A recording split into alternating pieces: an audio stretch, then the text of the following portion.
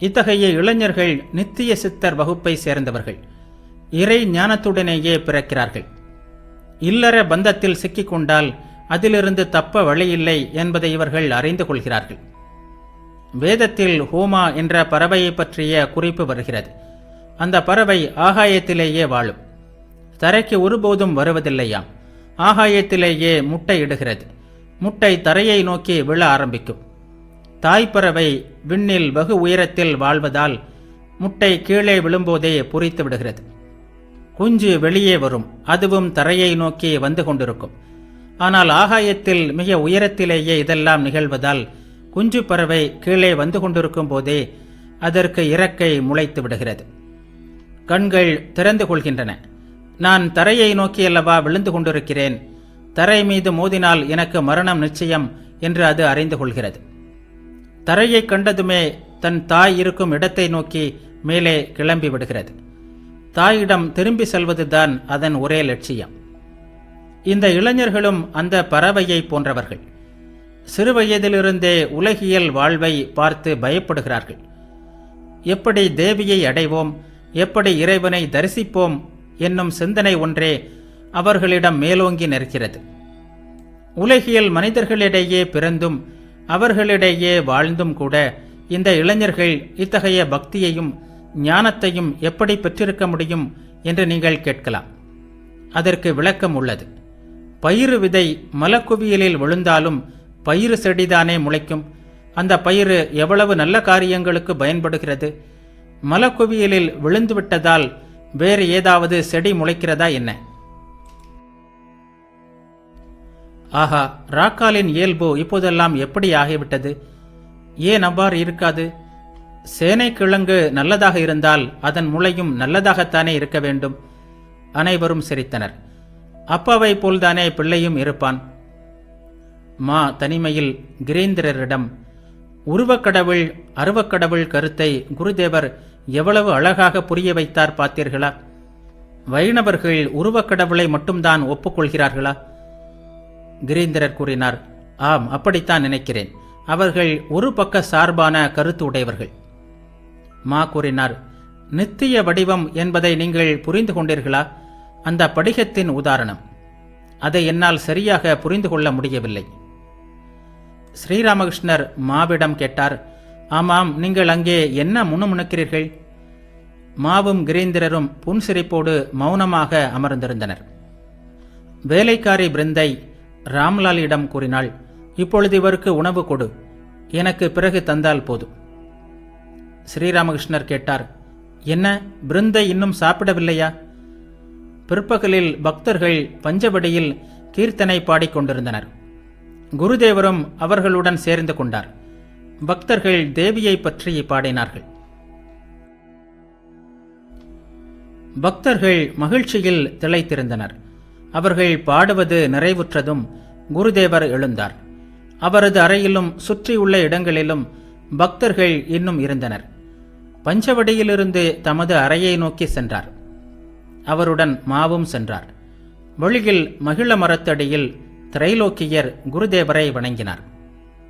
ஸ்ரீராமகிருஷ்ணர் திரைலோக்கியரிடம், பஞ்சவடியில் அவர்கள் பாடிக்கொண்டிருக்கிறார்கள், சற்றே போய் பாரேன்.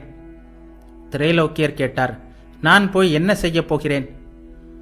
ஸ்ரீராமகிருஷ்ணர் கூறினார், ஏன், எல்லாவற்றையும் ஒருமுறை பார்க்கலாம். திரைலோக்கியர் கூறினார், ஒருமுறை பார்த்து வந்துவிட்டேன். ஸ்ரீராமகிருஷ்ணர் கூறினார், அப்படியா, நல்லது நல்லது. மாலை 5-6 மணி இருக்கும். குருதேவர் தமது அறையின் தென்கிழக்கு வராந்தாவில் பக்தர்களுடன் அமர்ந்திருந்தார். ஸ்ரீராமகிருஷ்ணர் கேதார் முதலிய பக்தர்களிடம், இல்லறத்தை துறந்துவிட்ட துறவி நாம ஜெபம் செய்யவே செய்வார். அவருக்கு அதை தவிர வேறு வேலை இல்லையே. அவர் இறைவனை தியானம் செய்வதில் ஆச்சரியம் எதுவும் இல்லை. அவர் தியானமோ நாம ஜெபமோ செய்யாமல் இருந்தால் எல்லோரும் அவரை நிந்திப்பார்கள். ஆனால் இல்லறத்தான் இறை நாமத்தை ஜெபிப்பது பெரும் செயல்தான். ஜனக மன்னரை பாருங்கள், எவ்வளவு பெரிய தீரராக இருந்தார் அவர். ஞானம் கர்மம் என்னும் 2 வாள்களையும் அவர் சுழற்றினார். ஒருபுறம் அவரிடம் பிரம்மஞானம் பரிபூர்ணமாக இருந்தது, மற்றொரு புறம் உலக கடமைகளையும் செய்து வந்தார். ஒழுக்கம் தவறியவள் வீட்டு வேலைகள் எல்லாவற்றையும் நன்றாக செய்கிறாள். ஆனால் அவளது மனம் எப்போதும் கள்ளப்புருஷனையே நினைத்து கொண்டிருக்கிறது. சாது சங்கம் எப்போதும் இன்றியமையாதது. சாது நம்மை இறைவனிடம் அறிமுகப்படுத்தி வைக்கிறார். கேதார் கூறினார், ஆமாம், மகாபுருஷர்கள் உலக மக்களை உய்விப்பதற்காக அவதரிக்கின்றனர். ஒரு ரயில் என்ஜின் பின்னால் இணைக்கப்பட்டுள்ள பல பெட்டிகளை இழுத்து செல்கிறது. ஆறும் குளமும் எத்தனையோ பேருடைய தாகத்தை தீர்த்து வைக்கிறது. இவை போன்றது மகாபுருஷர்களின் செயல். பக்தர்கள் மெல்ல மெல்ல வீடு திரும்ப ஆயத்தமாயினர். ஒவ்வொருவராக குருதேவரிடம் வந்து தரையில் வீழ்ந்து அவரை வணங்கினர். அவர் பவனாத்திடம், நீ இன்று போகாதே, உன்னை கண்ட மாத்திரத்திலேயே என்னிடம் இறை உணர்வு கிளர்ந்தெழுகிறது என்று கூறினார். பவனாத்திற்கு இன்னும் திருமணம் ஆகவில்லை. அவருக்கு வயது 19-20 இருக்கும். பொன்னிறம், அழகான உடற்கட்டு கொண்டவர். பகவானது திருநாமத்தை கேட்ட அளவில் அவருடைய கண்களிலிருந்து கண்ணீர் பெருகும். குருதேவர் அவரை நாராயணனின் வடிவமாகவே கருதி வந்தார். பகவான் ஸ்ரீராமகிருஷ்ணரின் அமுத மொழிகள், பாகம் 18.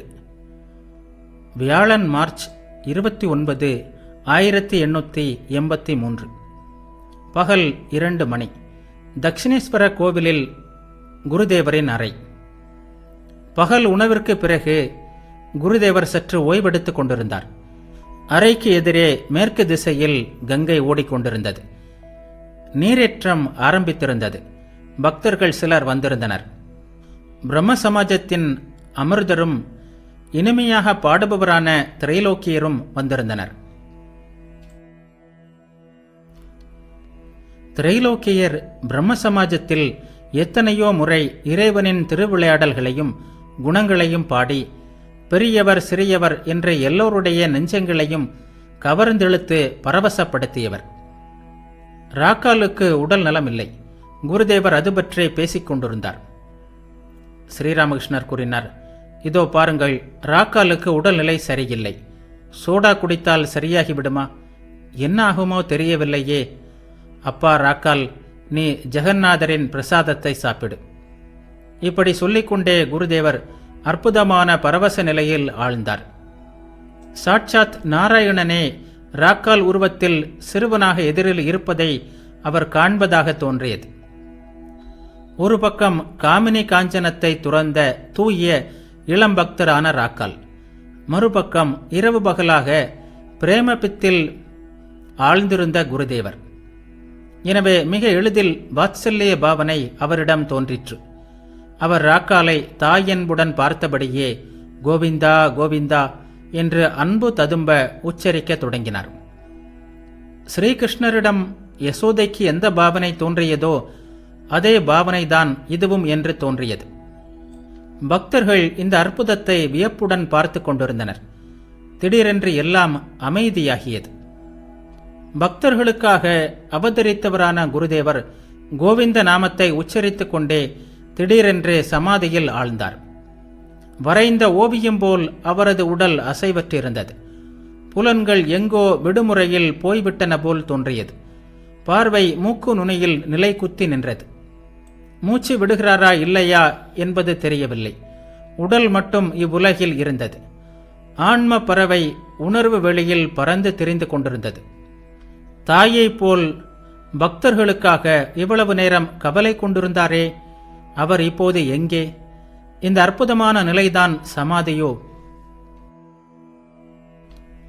அப்போது காவி உடை தரித்த முன்பின் அறியாத ஒருவர் வந்து அமர்ந்தார்.